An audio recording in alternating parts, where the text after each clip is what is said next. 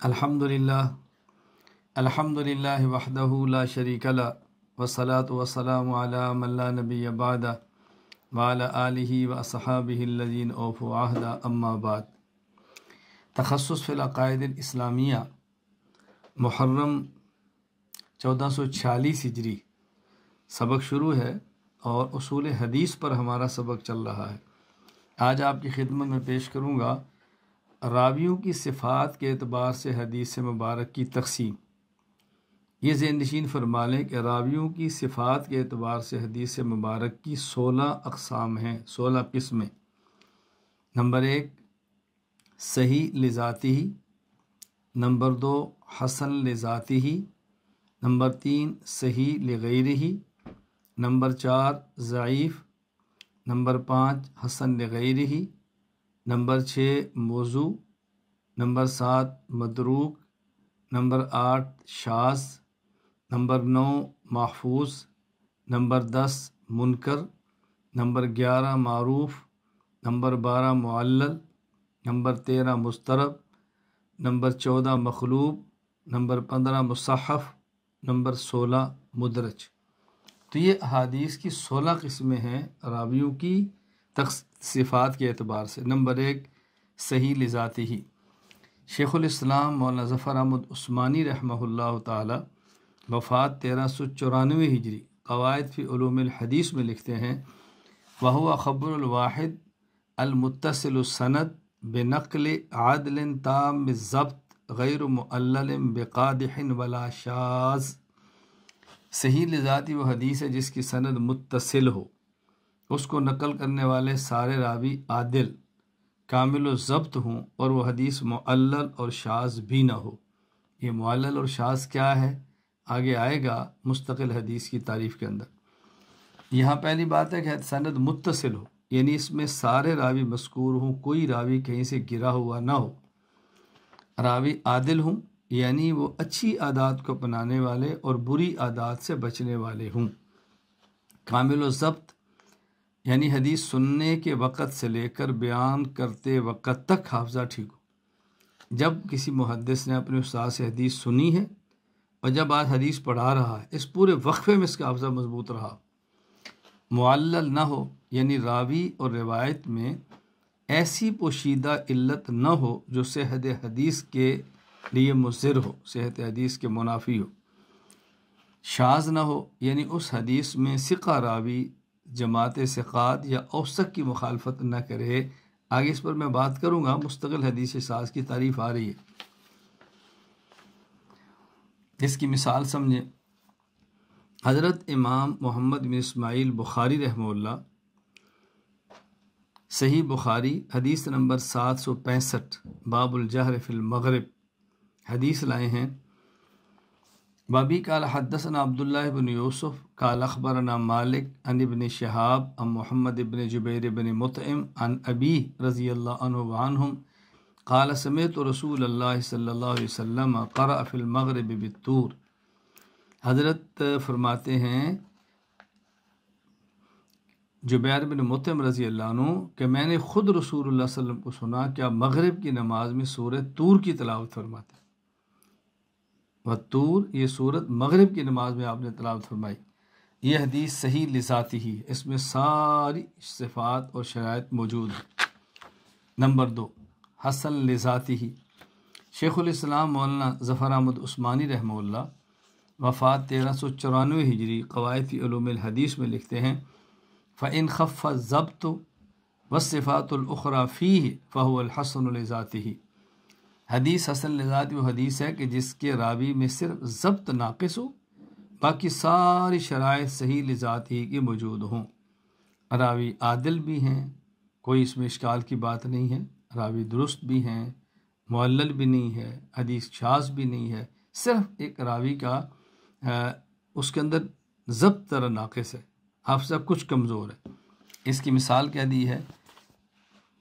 حضرت امام احمد بن حنبل رحمۃ اللہ علیہ اپنے مسند میں حدیث لائے ہیں، حدیث نمبر 19538 بابی قال حدثنا بحز قال حدثنا جعفر بن سلیمان قال حدثنا ابو عمران الجونی عن ابی بکر بن عبداللہ بن قیس قال سمعت ابی وهو بحضرت العدو یقول سمعت رسول اللہ صلی اللہ علیہ وسلم. اللہ اکبر. حضرت ابو بکر بن عبداللہ بن قیس ابو موسیٰ اشعری رضی اللہ عنہ سے روایت کرتے ہیں. فرماتے ہیں میں نے اپنے والد ابو موسیٰ اشعری رضی اللہ تعالیٰ عنہ سے روایت سنی. اللہ کے نبی صلی اللہ علیہ وسلم فرمایا ان ابواب الجنت تحت ظلال السیوف، جنت کے دروازے تلوار کے سائے کے نیچے. حدیث سننا تھا. فقام رجل من القوم رس الحیہ. اللہ اکبر. یہ سننا تھا کہ ایک شخص کھڑا ہوا، پراگندہ حال ہے، بظاہر اس کی قیمت نہیں ہے، اور وہ کھڑا ہو کر کیا کہتا ہے، یا ابا موسیٰ انت سمیت ھذا من رسول اللہ صلی اللہ علیہ وسلم، کیا آپ نے بات اللہ کے نبی سے خود سنی ہے کہ جنت دشمنوں کے درمیان تلوار کے سائے کے نیچے ہے؟ فرمایا نعم میں نے خود سنی. یہ تھا حدیث پاک پر عمل کرنے کا جذبہ. فرجع الی اصحابی، وہ شخص فوراً اپنے ساتھیوں میں گیا. اقرأ علیکم السلام، اس نے کہا السلام علیکم ورحمۃ اللہ وبرکاتہ. ثم کسر جفن سیفہ، پھر اپنی تلوار کے نیام کو لیا، توڑ دیا. فالقاہ، اور پھینک دیا. ثم مشى بسیفہ فضرب به حتى قتل، تلوار کو لے کر دشمنوں کے ساتھ لڑتا رہا یہاں تک کہ شہید ہو گیا. اللہ تعالی ہم کو بھی حدیث پاک کر اس طرح عمل کا جذبہ عطا فرمائے، اور اللہ ہمیں بھی شہادت کی نعمت عطا فرمائے. یہ شہادت کی نعمت بہت بڑی نعمت ہے، اللہ تعالی ہر کسی کو عطا نہیں فرماتے. شہادت کی نعمت اللہ سے مانگنی چاہیے. اس روایت کا راوی ہے جعفر بن سلیمان. یہ حسن درجے کا راوی ہے. کیوں؟ اس لیے کہ اس میں باقی ساری صفات موجود ہیں. ایک کیا ہے کہ ضبط ذرا کم ہے. اس لیے دکتور محمد احمد طحان تیسیر مصطلح الحدیث میں لکھتے ہیں ان رجال اسنادہ اربع ثقات، اس حدیث کی سند کے سارے راوی زبردست ہیں، ثقہ ہے، الا جعفر بن سلیمان فإنه حسن الحدیث لذلك نزل الحدیث عن مرتبۃ الصحیح الی الحسن. تو ایک راوی جعفر بن سلیمان کا حافظہ ذرا کمزور ہے، اس وجہ سے حدیث صحیح لذاتی سے حسن لذاتی ہی پر آ گئی ہے. نمبر 3 صحیح لغیرہ. شیخ الاسلام علامہ ظفر احمد عثمانی رحمہ اللہ وفات 1394 ہجری قواعد علوم حدیث میں لکھتے ہیں ان تعددت طرق الحسن لذاتہ بمجیئہ من طریق آخر اقوى او مساویہ او طرق اخرى ولو منحتۃ فہو صحیح لغیرہ.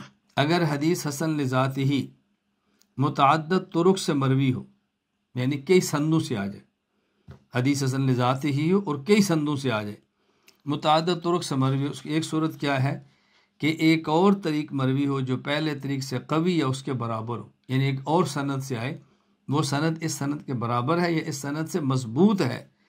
دوسری صورت کیا ہے، اس کے کئی اور طرق مروی ہوں، ایک سند نہیں کئی سندیں ہیں، اور وہ پہلے طریق سے صحت میں کم درجہ کے ہیں، یعنی صحت میں کم ہے لیکن بہت زیادہ ہیں، لہٰذا یہ حسن لذاتی حدیث صحیح لغیر ہی بن جائے گی. اس کی مثال حضرت امام محمد بن اسماعیل بخاری رحمہ اللہ وفات 2000 صحیح بخاری حدیث نمبر 2855.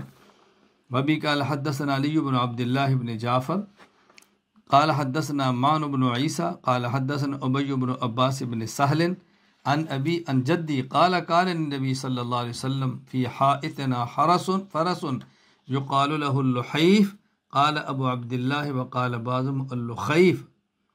ابی بن عباس بن سہل اپنے والد عباس بن سہل سے روایت کرتے ہیں کہ وہ اس ابی بن عباس کے دادا حضرت سہل بن سعد انصاری رضی اللہ عنہ سے روایت کرتے ہیں کیا کہ ہمارے باغ میں نبی اکرم صلی اللہ علیہ وسلم کا ایک گھوڑا رہتا تھا جس کا نام لحیف تھا، یعنی اس عربوں میں گھوڑوں کے بھی نام ہوتے تھے، اور ایک امام بخاری فرماتے ہیں بعض کا نام لخیف تھا. اب یہ حدیث ہے کہ رسول اللہ صلی اللہ علیہ وسلم کا گھوڑا تھا، ہمارے باغ میں رہتا تھا، نام اس کا لحیف تھا یا لخیف تھا. علامہ جلال الدین عبد الرحمن بن ابو بکر السیوطی رحمہ اللہ وفات 911 ہجری تدریب راوی السیوطی میں لکھتے ہیں ان ابی ھذا ضعفہ لحفظ احمد وابن معین والنسائی.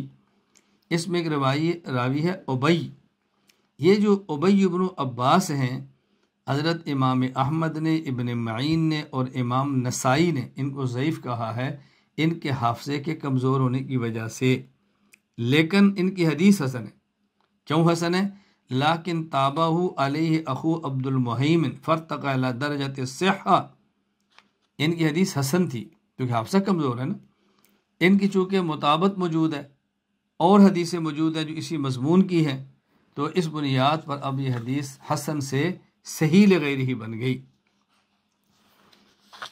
یہ جو روایت تھی میں نے بھی بتایا ابی بن عباس والی، اب ان کے جو مطابق روایت ہے دوسری آئی ہے وہ ہے عبد المہیمن کی، السنن الکبریٰ للبیہقی، حدیث نمبر 20297، کہتے ہیں بھی قال اخبرنا ابو عبد اللہ الحافظ و ابو بکر بن الحسن القاضی قال حدثنا ابو العباس محمد بن یعقوب قال حدثنا محمد بن اسحاق السغانی قال انبأنا علی بن بحر قال حدثنا عبد المہیمن ابن عباس بن سہل عن ابی عن سہل بن سعد انه كان عند سعد بن ابی سہل ثلاثۃ افراس للنبی صلی اللہ علیہ وسلم، سعد بن ابی سال کے پاس نبی پاک صلی اللہ علیہ وسلم کے 3 گھوڑے تھے، یعلفہن، وہ ان 3 گھوڑوں کو چرایا کرتے تھے، حضور کے 3 گھوڑے تھے، خدمت کرتے تھے ان کے، واسماءہن، ان 3 گھوڑوں کے نام کیا تھے؟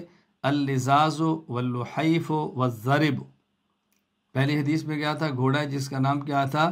لحیف، اب وہ حدیث حسن تھی، تو ایک دوسری حدیث اس کے اور سند کے ساتھ آ گئی اور اس کی سند قوی ہے، لہذا یہ حسن سے صحیح لغیر ہی ہو گئی۔ اس کی دوسری مثال سمجھیں، سنن ترمذی حدیث نمبر 22، وابی قال حدثنا ابو قریب قال حدثنا عبدۃ بن سلیمان عن محمد بن عمرو عن نبی سلمہ عن نبی ہریرہ رضی اللہ عنہ عنہم قال قال رسول اللہ صلی اللہ علیہ وسلم لولا ان اشق علی امتی لامرتم بالسواک عند کل صلاۃ۔ حضرت ابو ہریرہ فرماتے ہیں کہ رسول اللہ صلی اللہ علیہ وسلم فرمایا اگر مجھے اپنی امت پر مشقت میں مبتلا ہونے کا خطرہ نہ ہوتا تو میں انہیں ہر نماز کے وقت مسواک کرنے کا حکم دیتا، یعنی مشقت میں نہ پڑھنے کا ہوتا تو میں حکم دیتا، فرض ہو جاتی، تو مسواک فرض نہیں ہے، سنت ہے، لیکن آپ کی خواہش یہی ہے کہ پڑھے جائے۔ اب دیکھیں امام ابو عمر تقی الدین عثمان بن عبد الرحمن المعروف بن صلاح رحمہ اللہ فات 643 ہجری مقدمہ ابن صلاح میں لکھتے ہیں، اس حدیث میں جو اوپر ہم نے بیان کی اس میں راوی محمد بن عمر، فرماتے ہیں محمد بن عمرو بن علقمہ من المشہورین بالصدق والصیانہ لیکن لم یکن من اہل الاتقان حتی ضعفہ بعض من جہت سوء حفظہ ووثقہ بعض لصدقہ وجلالتہ فحدیث من هذه الجہت حسن۔ محمد بن عمر بن علقمہ اس حدیث میں راوی موجود ہے، ان کو بعض نے ضعیف کہا ہے ان کے حافظے کے کمزور ہونے کی وجہ سے، بعض نے ان کو ثقہ کہا ہے ان کی صداقت، عدالت اور جلالت کی وجہ سے، تو حدیث حسن ہو گئی۔ اب یہ صحیح کیوں ہے؟ فلمن ضم الى ذلك كونه روي من اوجه اخرى ذلك بذلك كما كنا نخشى عليه من جهة سوء حفظه وانجبر به ذلك النقص اليسير فصح هذا الاسناد والتحق بدرجة الصحيح۔ اب فرماتے ہیں چونکہ اس کے ساتھ اور روایت اسی مضمون کی آ گئی ہے اور وہ چونکہ سند اس کی مضبوط ہے، تب یہ حدیث حسن سے صحیح لغیری ہو گئی ہے۔ وہ کون سی حدیث ہے جو اور حدیث آئی ہے جس کی وجہ سے یہ صحیح کو پہنچ گئی ہے؟ امام ابن صلاح رحمہ اللہ فات 643 ہجری نے جن دیگر طرق کا ذکر کیا ہے، حضرت امام ترمذی رحمۃ اللہ علیہ سنن ترمذی حدیث نمبر 22 کے تحت لکھتے ہیں وقد روا هذا الحدیث محمد بن اسحاق عن محمد بن ابراہیم عن ابی سلمہ عن زید بن خالد عن النبی صلی اللہ علیہ وسلم بحدیث ابی سلمہ عن ابی ہریرہ وزید بن خالد عن النبی صلی اللہ علیہ وسلم کلاہما عندی صحیح لأنه قد روی من غیر وجہ عن ابی ہریرہ عن النبی صلی اللہ علیہ وسلم هذا الحدیث۔ فرماتے ہیں یہ جو روایت ہے، اس روایت محمد بن اسحاق محمد بن ابراہیم سے، ابو سلمہ سے، وہ زید بن خالد جوہنی سے، اور وہ نبی کریم صلی اللہ علیہ وسلم سے روایت کرتے ہیں۔ ابو سلمہ کی روایت ابو ہریرہ، زید بن خالد دونوں نبی صلی اللہ علیہ وسلم روایت کرتے ہیں، اور دونوں حدیثیں میرے نزدیک صحیح ہیں کیونکہ یہ حدیث متعدد اسانید سے حضرت ابو ہریرہ رضی اللہ تعالیٰ عنہ سے روایت کی گئی ہیں۔ نمبر 4 حدیث ضعیف۔ شیخ الاسلام مولانا ظفر احمد عثمانی رحمہ اللہ تعالی وفات 1394 ہجری، قواعد فی علوم الحدیث میں لکھتے ہیں والضعیف ما لم یجمع صفت الحسن، ضعیف حدیث وہ ہے کہ جس کے اندر حسن کی ساری شرائط نہ پائی جائیں، حسن سے بھی نیچے آ جائے۔ اس کی مثال وابی قال اخبرنا ابو طاہر قال اخبرنا ابو بکر قال اخبرنا ابو موسیٰ قال اخبرنا مؤمل قال اخبرنا سفیان عن عاصم بن کلیب عن ابی عن والد بن حجر رضی اللہ عنہ قال صلیت مع رسول اللہ صلی اللہ علیہ وسلم ووضع یدہ الیمنی علی یدہ الیسری علی صدرہ۔ سے ابن خزیمہ حدیث نمبر 479 باب وضع الیمین علی الشمال فی الصلاۃ۔ یہ جو روایت ہے کہ نبی کریم صلی اللہ علیہ وسلم کے بارے میں وائل بن حجر کہتے ہیں میں نے رسول اللہ صلی اللہ علیہ وسلم کے ساتھ نماز پڑھی تو نبی پاک صلی اللہ علیہ وسلم نے اپنا دایاں ہاتھ اپنے بائیں ہاتھ پہ رکھا اور سینے پر رکھا۔ یہ حدیث ضعیف ہے، یہ حدیث ضعیف ہے۔ اس کے ضعیف ہونے کی وجہ یہ ہے کہ اس میں راوی ہے مؤمل بن اسماعیل اور یہ مجروح ہے۔ حضرت امام بخاری فرماتے ہیں منکر الحدیث تھا۔ المغنی فی الزوال الذہبی میں ہے، میزان الاعتدال الذہبی میں ہے، تہذیب و تہذیب ابن حجر میں ہے۔ خود ناصر الدین البانی غیر مقلد سلسلۃ الاحادیث ضعیفہ میں لکھتے ہیں ضعیف لسوء حفظہ و کثرت خطئہ، ایک اس کا حافظہ خراب تھا اور غلطیاں بہت زیادہ کرتا تھا، ضعیف ہے۔ اور خود غیر مقلد عالم عبدالرؤف بن عبد الحنان سندو یہ لکھتے ہیں القول المقبول فی شرح و تعلیق صلاۃ الرسول میں یہ سند ضعیف ہے کیونکہ مؤمل بن اسماعیل سیء الحفظ ہے، جیسے کہ ابن حجر نے کہا، ابو زرع نے کہا بہت غلطیاں کرتا تھا، امام بخاری نے اسے منکر الحدیث کہا ہے، یہ حدیث ضعیف۔ نمبر 5 حسن لغیرہ، شیخ الاسلام مولانا ظفر احمد عثمانی رحمہ اللہ وفات 1394 ہجری، قواعد فی علوم الحدیث میں لکھتے ہیں ان الضعیف اذا تعدد طرقہ او تؤید بما یرجح قبول فهو الحسن لغیرہ۔ حدیث ضعیف اگر متعدد طرق سے آ جائے، یعنی حدیث ضعیف ہو اور اس کی کئی سندیں ہوں، متعدد طرق ہوں، یا اسے ایسی تائید حاصل ہو جس کی وجہ سے قبولیت کی جہت کو ترجیح دی جائے تو اسے حسن لغیرہ ہی کہتے ہیں۔ مثال وابی قال حدثنا ابو موسیٰ محمد بن المثنى وابراہیم بن یعقوب وغیر واحد قالوا حدثنا حماد بن عیسی الجہنی عن حنظلة بن ابی سفیان الجمحی عن سالم بن عبد اللہ عن ابی عن عمر بن الخطاب قال كان رسول اللہ صلی اللہ علیہ وسلم اذا رفع یدیہ فی الدعاء لم یحطہما حتی یمسح بہما وجہہ۔ رسول اللہ صلی اللہ علیہ وسلم جب دعا فرماتے تھے تو آپ اس وقت تک اپنے ہاتھ واپس نہ کرتے جب تک اپنے چہرے پر نہ مل لیتے۔ نبی صلی اللہ علیہ وسلم دعا فرماتے تو اپنے ہاتھ بھی اپنے چہرے مبارک پر پھیر لیا کرتے تھے۔ اب یہ جو حدیث پاک ہے یہ حسن لغیرہ ہی ہے، کیوں؟ حافظ ابو الفضل احمد بن علی ابن حجر اسقلانی رحمہ اللہ وفات 852 ہجری، تقریب التہذیب میں لکھتے ہیں حماد بن عیسی بن عبیدہ بن الطفیل الجہنی الواسطی نذیر البصرۃ ضعیف، اس میں راوی ہے حماد بن عیسیٰ، یہ بصرہ میں رہتے تھے اور یہ ضعیف راوی ہے، بصرہ میں رہائش پہ اور ضعیف ہے۔ حافظ ابو الفضل احمد بن علی بن حجر اسقلانی رحمہ اللہ وفات 852 ہجری، بلوغ المرام میں لکھتے ہیں وَلَهُ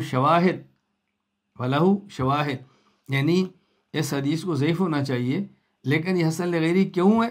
اس لیے کہ اس کے لیے اور مؤید موجود ہے، اس کی تائید اور سند سے بھی ہو رہی ہے۔ فرماتا ہے وَلَهُ شواہد، اس حدیث کے کئی شواہد ہیں، منہا ان میں سے ایک حدیث ابن عباس عن ابی داود ومجموعہما یقتضی انہ حدیث حسن، حدیث ابن عباس ہے، سنن ابی داود میں حضرت ابن عباس رضی اللہ تعالی عنہما کی حدیث ہے، ان کے مجموعہ کا تقاضا ہے کہ حدیث ضعیف نہیں بلکہ حسن لغیرہ ہی ہے۔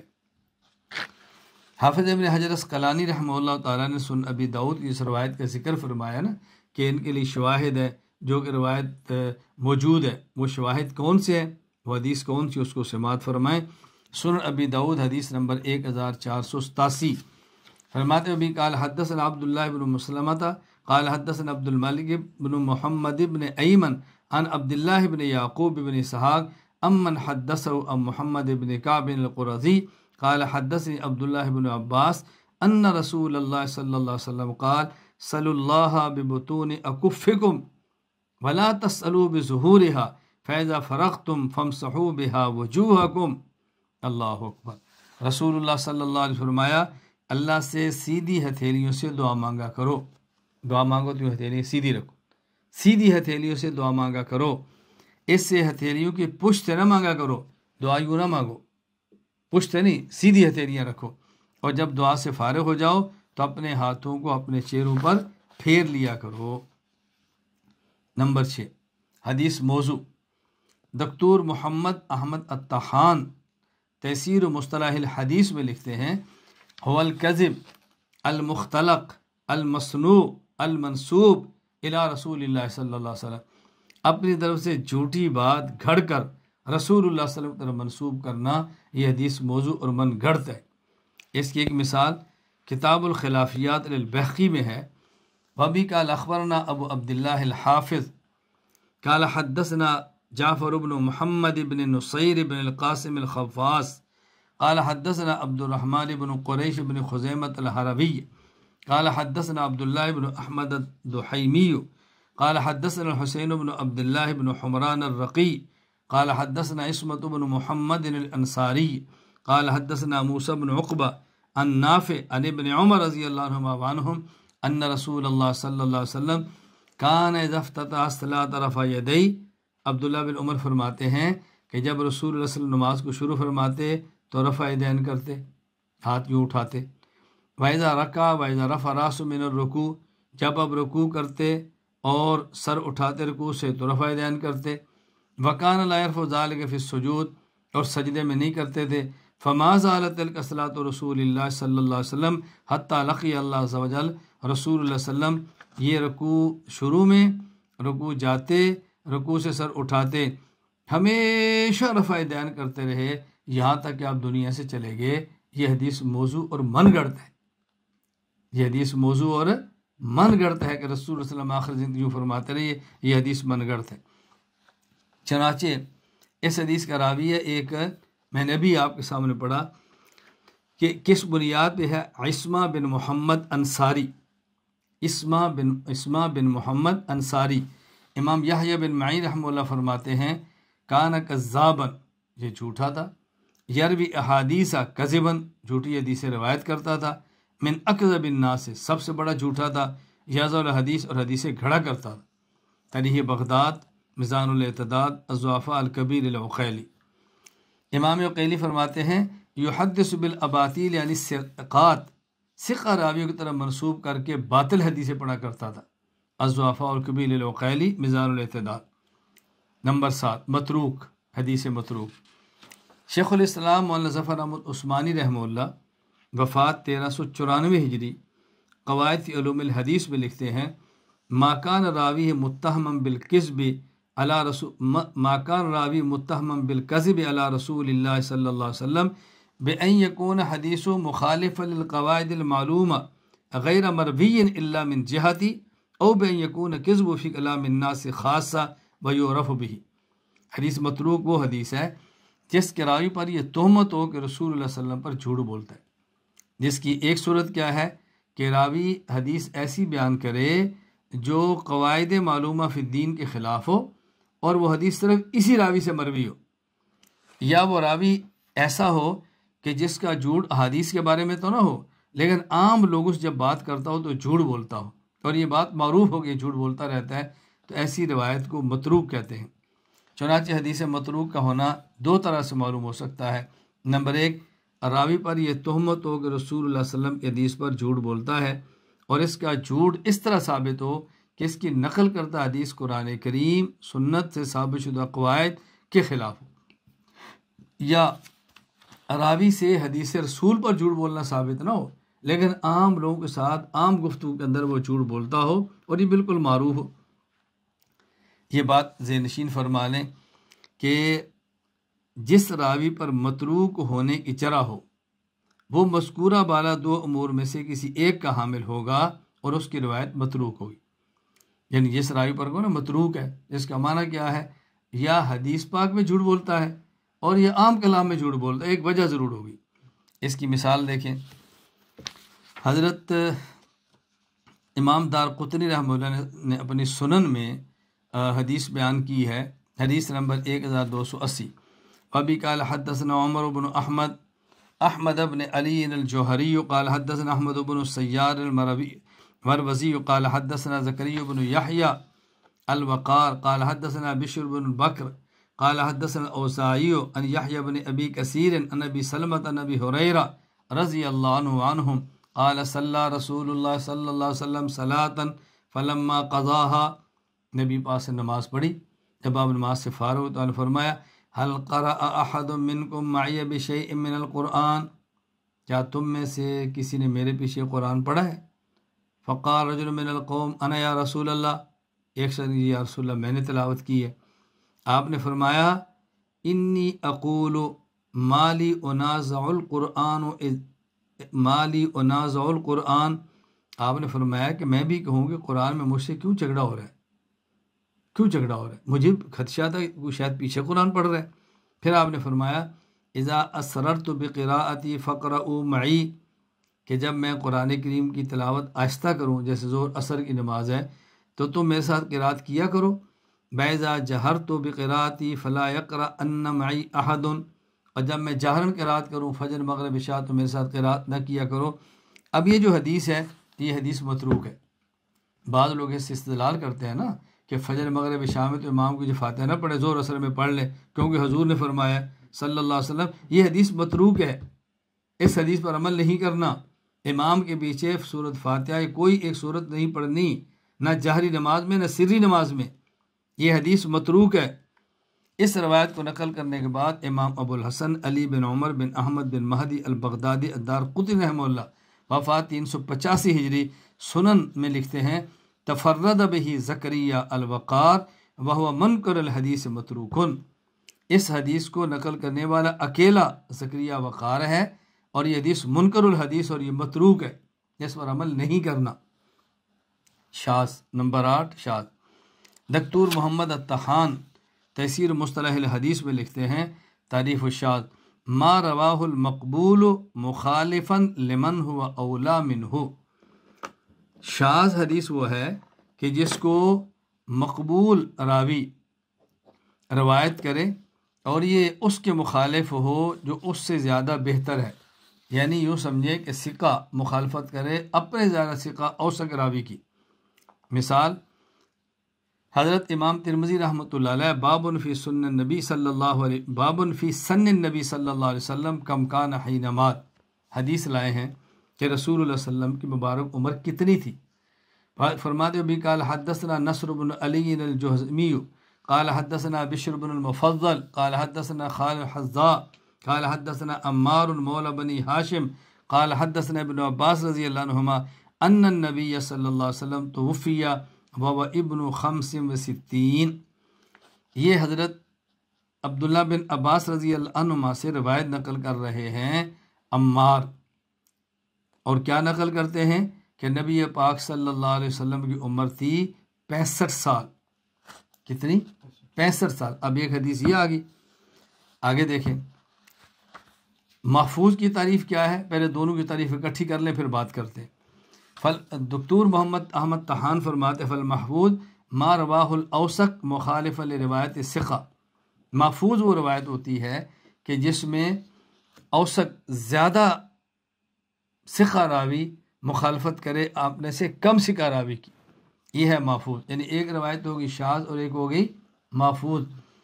جب ثقہ راوی مضبوط ہے لیکن اس کی روایت ان کے مخالف ہے جو اس سے زیادہ ثقہ ہے، اس کی شاذ ہوگی، اور جو زیادہ ثقہ اس کی روایت ہے محفوظ ہوگی۔ اب ایک روایت بیان کی گئی کہ نبی پاک صلی اللہ علیہ وسلم عمر 65 سال ہے۔ دوسری روایت ذرا سماعت فرمائیں، امام مسلم نے مسلم حدیث نمبر 4336 میں نقل کی ہے۔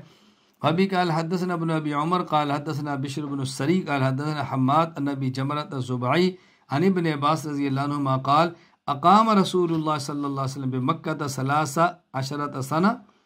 حضرت ابن عباس رضی اللہ عنہما کے شاگرد ابن عباس سے نقل کرتے ہیں کہ رسول اللہ صلی اللہ علیہ وسلم مکہ مکرمہ میں 13 سال رہے، یوحا الی آپ پر وحی آتی رہی، وبالمدینۃ 10 اور مدینہ منورہ 10 سال رہے، ومات وهو ابن 63 سنہ آپ کی وفات ہوئی اور آپ کی عمر 63 سال تھی۔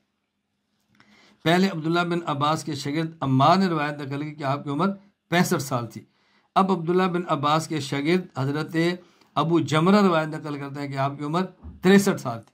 ایک اور روایت دیکھیں، دوسری روایت یہ سنن ترمذی میں ہے، امام ترمذی روایت نقل کرتے ہیں، وابی قال حدثنا احمد بن منی قال حدثنا روح بن عبادہ قال حدثنا زکریا بن اسحاق قال حدثنا عمرو بن دینار عن ابن عباس رضی اللہ عنہما قال مکث النبی صلی اللہ علیہ وسلم بمکہ 13 سنہ یعنی یوحى الی وتوفی وهو ابن 63۔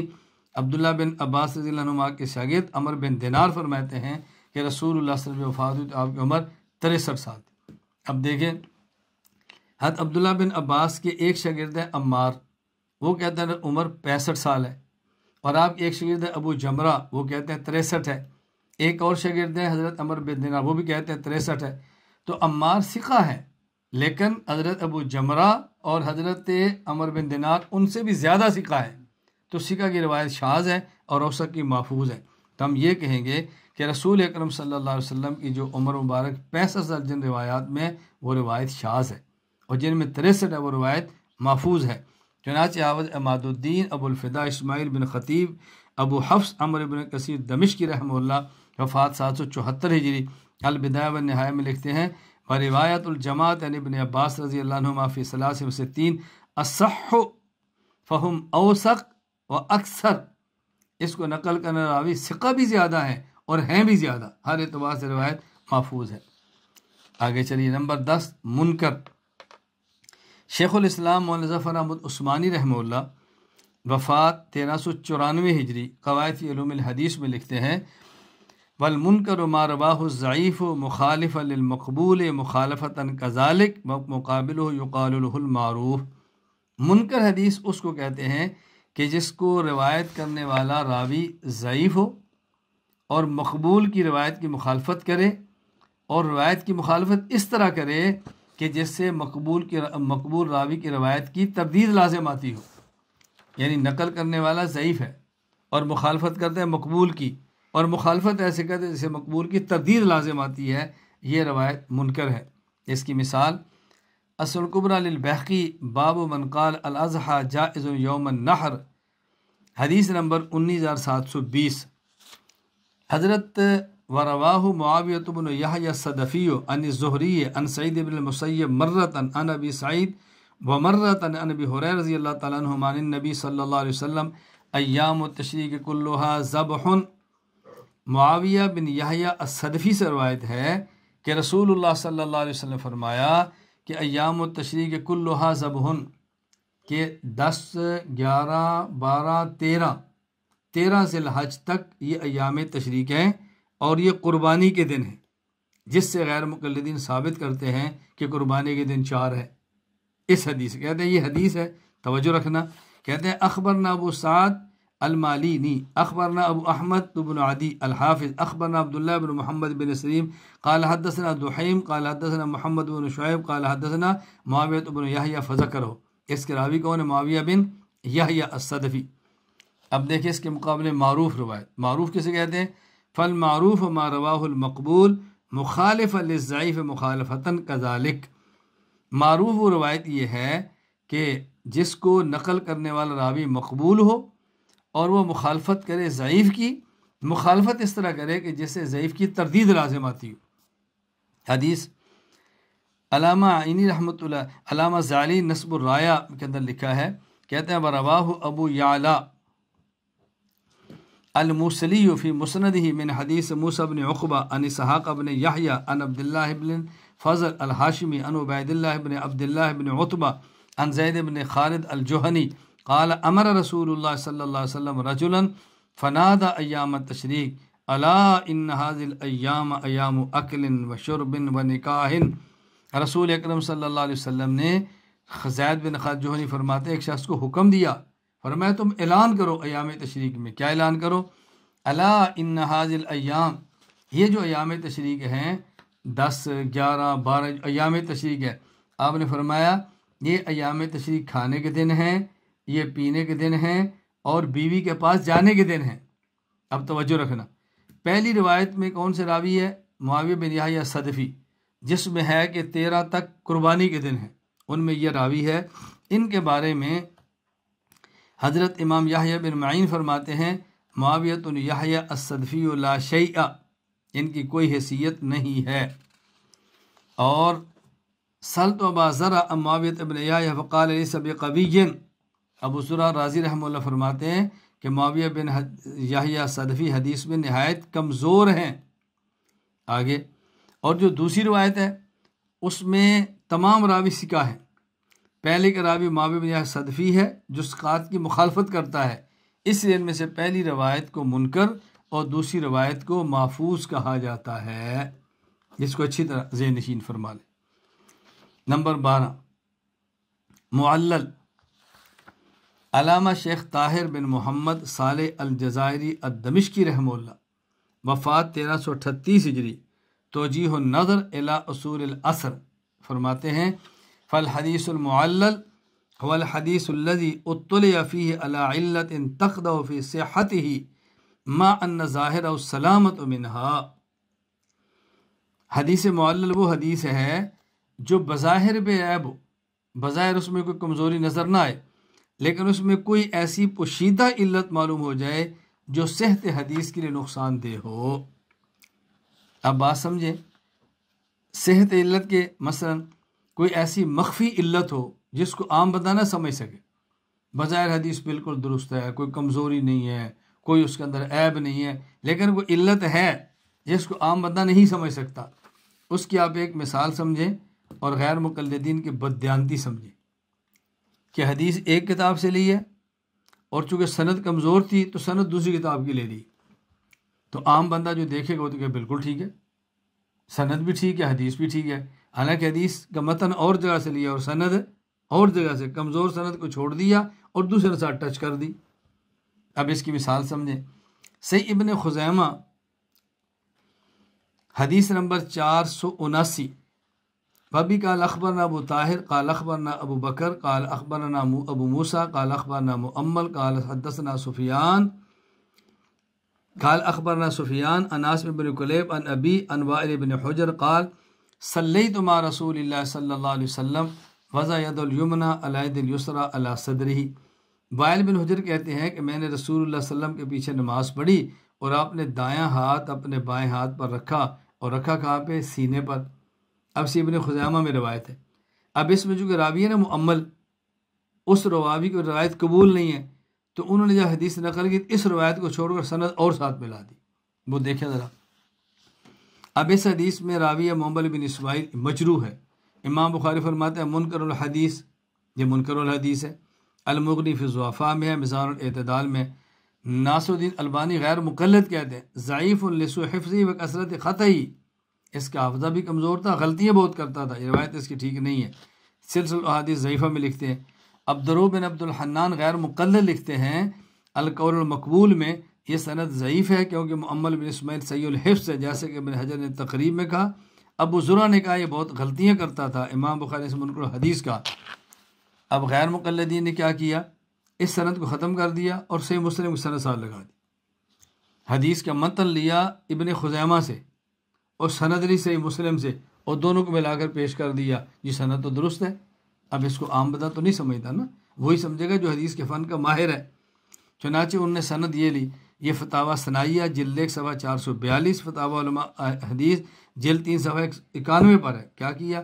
ام محمد بن یحییٰ ان عفان ان حمام ان محمد بن جحادہ ان عبد الجبار بن وائل ان القۃ بن وائل و مولا لہم ابی۔ تو متن لے لیا ابن خزیمہ سے اور سند لے لی صحیح مسلم سے۔ اب دیکھیں نا، اب یہ حدیث پاک ایسی ہے کہ ہم کہیں گے کہ یہ حدیث معلل ہے، کیوں؟ اس میں ایسی علت موجود جس کو عام بندہ سمجھ نہیں پا رہا۔ نمبر 13 مسترب، شیخ الاسلام مولانا ظفر احمد عثمانی رحمہ اللہ، وفات 1394 ہجری، قواعد فی علوم الحدیث میں لکھتے ہیں حدیث یروى علی اوج مختلفۃ متساویۃ سواء کان من راو واحد مرتین او اکثر او من راو ثان او من روات ولا مرجحہ۔ مسترب وہ حدیث ہے جو ایک راوی سے مختلف الفاظ سے مروی ہو یا کئی روات سے مختلف الفاظ سے مروی ہو اور راوی قوت میں سب برابر ہوں، ان میں سے ایک کو دوسرے پر ترجیح بھی نہ دی جا سکے، یہ حدیث مسترب ہے اور یہ حدیث قابل استدلال نہیں ہوتی۔ چنانچہ مثال سمجھیں، سنن ترمذی باب ما جاء فی ان فی المال حقا سوى الزکات، حدیث ہے وابی قال حدثنا عبداللہ بن عبد الرحمن قال اخبرنا محمد بن طفیل عن شریک عن ابی حمزہ عن عامر الشعبی عن فاطمہ بنت قیس عن النبی صلی اللہ علیہ وسلم قال ان فی المال حقا سوى الزکات۔ فاطمہ بنت قیس کہتی ہیں کہ نبی پاک صلی اللہ علیہ وسلم فرمایا کہ مال میں زکوٰۃ کے علاوہ بھی حق ہے، ایک حدیث۔ دوسری حدیث وابی قال حدثنا علی بن محمد قال حدثنا یحیی بن آدم عن شریک عن ابی حمزہ عن الشعبی عن فاطمہ بنت قیس ان سمعته تان النبی صلی اللہ علیہ وسلم یقول لیس فی المال حق سوى الزکات، یہ فرماتے نبی پاک صلی اللہ علیہ وسلم فرمایا کہ مال میں زکوٰۃ کے علاوہ کوئی حق نہیں۔ ایک حدیث کیا ہے؟ مال میں زکوٰۃ کے علاوہ حق ہے، ایک حدیث مال میں زکوٰۃ کے علاوہ حق نہیں۔ اب دونوں سندیں ایک جیسی ہیں، ایک کا معنی اور ہے دوسرے کا معنی اور ہے، حدیث مسترب ہے لہذا حدیث قابل استدلال نہیں ہے۔ اب اس حدیث سے استدلال نہیں کریں گے اور دلائل سے دیکھیں گے کہ زکوٰۃ کے علاوہ حق ہے ہی نہیں، حق تو ہے، بہت سارے حقوق موجود ہیں زکوٰۃ کے علاوہ مال کے اندر۔ ان حدیثوں سے استدلال اب نہیں کریں گے، بات اچھی طرح سمجھ لیں۔ مختلف روات سے مروی روایت کی مثال، یعنی حدیث ایک ہے لیکن کئی راویوں سے ہے، حدیث ایک ہے لیکن اب یہ کیا تھی؟ ایک حدیث تھی اور ایک ہی راوی سے الفاظ اور ہیں، دوسری سند میں اس کے الفاظ اور ہیں۔ اب یہ ایک روایت ایک ہے، ایک راوی اور لفظ، دوسرا راوی اور لفظ، تیسرا راوی اور لفظ، چوتھا راوی اور لفظ، دونوں میں فرق سمجھ گیا نا؟ پہلے حدیث مسترب کیا تھا کہ ایک ہی راوی ایک مرتبہ روایت نقل کرے تو لفظ اور، دوسری مرتبہ نقل کرے تو لفظ اور دونوں میں ترجیح ممکن نہیں ہے۔ اب مثال کون سی ہے؟ ایک راوی الفاظ اور لائے، دوسرا راوی الفاظ اور لائے، تیسرا راوی الفاظ اور لائے اور کسی کو آپ ترجیح نہ دے سکیں۔ اب اس کی مثال سنیں، یہ بہت معروف حدیث ہے، میں تفصیل سے اس پر گفتگو کر چکا ہوں صفات باری تعالیٰ میں، تفصیل سے۔ وہ حدیث کیا ہے؟ اسے حدیث جاریہ کہتے ہیں۔ یہ وہ حدیثیں جن کی بنیاد پر غیر مقلدین کہتے ہیں کہ اللہ تعالیٰ کی ذات صرف عرش پر ہے، یہ وہ حدیث ہے جس کو پیش کر حدیث جاریہ کہتے ہیں۔ اب کتنے راویوں سے ہے؟ مثلا دیکھیں صحیح مسلم باب تحریم الکلام فی الصلاۃ، حدیث کیا ہے؟ عن معاویہ بن الحکم السلمی رضی اللہ تعالیٰ عنہ قال كانت لي جاریۃ ترى غنما لي قبل احد والجوانی فطلعت ذات یوم فاذا الذئب قد ذاب بشاة من غنمها وانا رجل من بني آدم آصف كما يصفون لكني سككتها سكة فاتيت رسول الله صلى الله عليه وسلم فعزم ذلك علي قلت يا رسول الله افلا اعتقها قال ائتني بها فاتيت بها فقال لها اين الله قالت في السماء قال من انا قالت انت رسول الله قال آتك فإنا مؤمنة۔ معاویہ بن حکم کہتے ہیں میری باندھی تھی جو بکری کو چرایا کرتی تھی، ایک دن بکریاں لے کر گئی، بھیڑیا اور بکری لے گیا، مجھے بہت غصہ چڑھا، میں نے اس کو تھپڑ مارا، پھر میں اللہ کے نبی خدمت میں عرض کیا یا رسول اللہ میں نے اس کو تھپڑ مار دی ہے، تو آپ صلی اللہ علیہ وسلم نے فرمایا کہ تو بہت بڑا کام تو نے کیا ہے، اس کے منہ پہ تھپڑ کیوں مارا ہے؟ تو اس کو لاؤ۔ میں نے کہا یا رسول میں اس کو آزاد کر دوں، فرمایا لاؤ۔ لائے تو آپ نے باندھی سے دو سوال کیے، نمبر ایک این اللہ، اللہ کہاں پر ہے؟ اس نے کہا فی السما۔ پھر پوچھا من انا، میں کون ہوں؟ کہا انت رسول اللہ۔ تو آپ نے فرمایا اس کو آزاد کرو، یہ مومن ہے۔ اب اس سے وہ ثابت کرتے ہیں کہ اللہ تعالیٰ عرش پر ہے، حالانکہ ان کا دعویٰ کہ اللہ عرش پر ہے اور اس میں کہ اللہ آسمان میں ہے، آسمان میں ہونا عرش پر کتنا فرق ہے۔ یہ روایت کے الفاظ بھی ان کے موافق نہیں ہے، لیکن اس کو ثابت ہی کرنا چاہتے ہیں کہ ہر جگہ پر نہیں ہے، اوپر ہے۔ ہم کہتے ہیں یہ آپ کے دعوے پر دلیل بن نہیں سکتی۔ ایک تو مفہوم بڑا واضح ہے، اگر اس حدیث کو مان بھی لیا جائے تو آپ یہ کہہ سکتے ہیں اللہ آسمان میں ہے، اس سے یہ تو نہیں ثابت کر سکتے اللہ عرش پر ہے، کیونکہ عرش تو 7 آسمانوں سے اوپر ہے، تو فی السماء سے عرش پر ہونا کیسے ثابت ہوگا؟ لیکن پھر بھی جو حدیث پیش کرتے ہیں ہم کہتے ہیں حدیث مسترب ہے۔ اب اس میں الفاظ یہ ہیں، آگے دیکھیں سنن ابی داؤد باب فی رقبۃ المؤمنہ، اس میں الفاظ کیا ہیں؟ حضرت ابو ہریرہ فرماتے ہیں ان رجلا اتى النبی صلی اللہ علیہ وسلم بجارۃ سودا فقال یا رسول اللہ ان علی رقبۃ مؤمنہ، ایک شخص کالی باندھی لایا کہ یا رسول اللہ میرے ذمہ غلام آزاد کرنا ہے، فقال اللہ این اللہ فاشارت الی السماء باصبعها، فرمایا این اللہ، تو اس عورت یہ نہیں کہا فی السما، اس نے انگلی سے اشارہ کیا. پہلے کیا تھا، اس نے زبان سے کہا فی السما، اب کیا انگلی سے اشارہ کیا. پھر آپ فمن انا، میں کون ہوں، اشار النبی و السما یعنی انت رسول اللہ، فرمایا اس کو آزاد کرو. اب یہاں الفاظ اور ہو گئے. پہلے کیا تھا کہ بکریاں چرا رہی تھی، بھیڑیے کو لے کر بھیڑیا کھا گیا تو میں نے مارا. اب یہ صحابی کیا کہتا ہے کہ میں نے نیت منت تھی یا میرے ذمے تھی، غلام باندھی آزاد کرنا چاہتا ہوں. اس کا مفہوم بالکل الگ ہو گیا. آگے چلیں. یہی حدیث سنن نسائی کتاب الوصایا باب فضل صدقۃ المیت. شرید بن سوید سقفی کہتے ہیں اتیت رسول اللہ فقلت ان امی اوسط ان توتق انہا رقبہ و ان عندی جاریۃ نوبیۃ افیرضی انی ان اوتق انہا. میری ماں نے وصیت کی تھی میری طرف سے غلام آزاد کرنا، میرے پاس ایک گالی باندھی ہے، میں آزاد کر دوں. دیکھو یہ اور مسئلہ آ گیا. پہلے کیا تھا معاویہ بن حکم السلمی، پھر روایت کیا ایک آدمی. اب کیا ہے حضرت شرید بن سوید، اور مضمون کیا ہے کہ میری ماں نے وصیت کی تھی میں آزاد کرنا، فرمایا کہ اس کو لے کر آؤ. میں لے کر آیا. اب فرمایا مر ربک، تھے رب کون ہے. پہلے کیا تھا این اللہ، اللہ کہاں ہے. اب کیا ہے مر ربک، تھے رب کون ہے. اس نے کہا اللہ. من انا، میں کون ہوں، انت رسول اللہ، فرمایا آزاد کر دو. الفاظ الگ ہو گئے نا. اچھا آگے چلیں. 4 نمبر روایت موطا مالک باب ما یجوز من العتق فی الرقاب الواجبہ. عمر بن حکم، پہلے معاویہ بن حکم، پھر ایک شخص، پھر شرید بن سوید. اب چوتھی روایت کیا آگی عمر بن حکم. راوی بدلتا جا رہا ہے نا، توجہ رکھنا.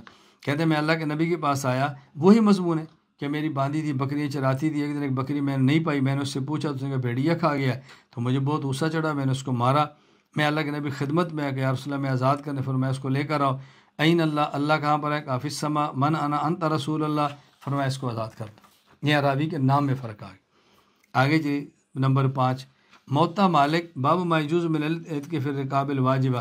ان عبید اللہ بن عتبہ بن مسعود ان رجلا، ایک شخص تھا آیا، اس نے اللہ کی خدمت میں عرض کیا یا رسول اللہ میرے ذمے ایک باندھی میں آزاد کرنا، یعنی میں غلام ایک گردن آزاد کرنا چاہتا ہوں، اگر آپ اس کو دیکھ لیں میں آزاد کروں، یہ مومن ہے. فرمایا لاؤ. اس کو لایا.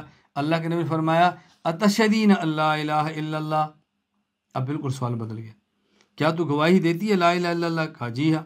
فرمایا تشہدین ان محمد رسول اللہ، تو گواہی دیتی ہے محمد اللہ کے رسول ہے؟ کہا جی ہاں. فرمایا اتوقنین بالبعث بعد الموت، قیامت پر یقین رکھتی ہے؟ کہا جی ہاں. فرمایا اس کو آزاد کر دو. دیکھو یہاں سوال بالکل الگ ہو گئے. اب میں نے کہا تھا حدیث مسترب کیا ہوتی ہے، ایک حدیث کو کئی راوی نقل کریں اور کسی کو آپ ترجیح نہ دے سکیں تو یہ حدیث قابل استدلال نہیں ہوتی، آپ اس کو اپنی دلیل کے طور پہ پیش نہیں کر سکتے. اب اس میں وجوہ اضطراب کیا ہے. پہلے دیکھیں کہ باندھی کس کی تھی، مالک کا نام کیا ہے. اب اس میں صحیح مسلم کی روایت کے مطابق باندھی معاویہ بن حکم السلمی کی ہے رضی اللہ عنہ. سنن ابی داؤد کے مطابق رجلن ہے، نام ذکر نہیں ہے. سنن نسائی کی روایت میں شرید بن سوید ہے، جبکہ موطا کی ایک روایت میں مالک کا نام عمر بن حکم ہے اور ایک روایت میں رجل من الانصار ہے. آگے چلیے. رسول اللہ صلی اللہ علیہ وسلم نے باندھی سے سوال کیا کیا تھا. صحیح مسلم ابو داؤد موطا کی روایت میں کہ آپ نے پوچھا این اللہ من انا. سنن نسائی میں ہے کہ سوال کیا مر ربک اور من انا. اور موطا کی دوسری حدیث میں سوال ہے تشہدین لا الہ الا اللہ. اور موطا کی ایک روایت میں توحید رسالت کے بعد یہ بھی ہے اتوقرین بالبعث، قیامت کو بھی مانتی ہے. اچھا باندھی نے جواب کیا دیا تھا. صحیح مسلم اور موطا کی روایت میں این اللہ کا جواب دیا فی السما، اور من انا کا جواب دیا انت رسول اللہ. سنن ابی داؤد میں اشارت الی السما، اشارت الی النبی صلی اللہ علیہ وسلم. سنن نسائی میں جواب ہے اللہ اور انت رسول اللہ. موطا کی روایت میں نام. اب دیکھیں اس کے اندر اضطراب کیا ہے، مالک کا نام کیا تھا، سوال آپ نے کیا کیا تھا، باندھی نے جواب کیا دیا تھا. لہذا اس سے معلوم ہے کہ حدیث مسترب ہے، اس سے آپ استدلال نہیں کر سکتے، اس سے غیر مقلدین استدلال نہیں کر سکتے. میں یہی بات سمجھانا چاہ رہا ہوں، اس کو اچھی طرح سمجھ لیں کہ استدلال نہیں کیا جا سکتا. حدیث مسترب حدیث ہے، پڑھنا باعث اجر و ثواب ہے، لیکن آپ اس سے استدلال نہیں کر سکتے. اگر غیر مقلد سے استدلال کرنا چاہیں تو ان کے لیے استدلال کرنے کی کوئی گنجائش موجود نہیں ہے. اللہ تعالی ہم سب کو بات سمجھنے کی توفیق عطا فرمائے. انشاءاللہ کل اتوار دوسرا سبق کل ہوگا انشاءاللہ العزیز. اللہ تعالی ہم سب کو بات سمجھنے کی توفیق عطا فرمائے. وآخر دعوانا ان الحمد للہ رب العالمین.